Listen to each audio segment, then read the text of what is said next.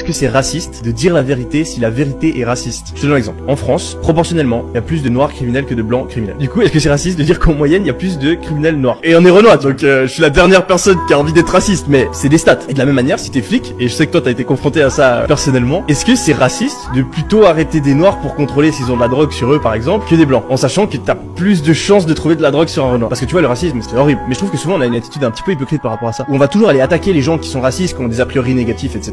Je pense que c'est une bonne chose, mais où on va jamais parler de tous les gens qui renforcent le stéréotype. Parce que certes, le flic blanc qui arrête plutôt des noirs que des blancs pour contrôler, ben c'est pas ouf. Mais ce qui est encore pire, c'est tous les Renois qui font que vendre de la drogue. Donc moi en fait, ce qui me pète le plus les couilles, c'est qu'il y a des gens qui ont ma couleur de peau et qui font que de faire de la merde, et qu'à cause de ces gens-là, eh ben il y a plein de gens qui ont un a priori négatif sur moi. Après là où ça devient compliqué, c'est que aussi, ben s'il y a plus de Renois qui vendent de la drogue, c'est souvent parce qu'ils ont eu une situation de merde quand ils étaient plus jeunes, c'est parce qu'ils sont nés dans un milieu qui est plus pauvre. C'est un espèce de cercle vicieux. Mais je pense qu'il faut aussi qu'on se responsabilise et que chacun à notre niveau, on arrête de renforcer les stéréotypes. Tu vois un truc tout con, moi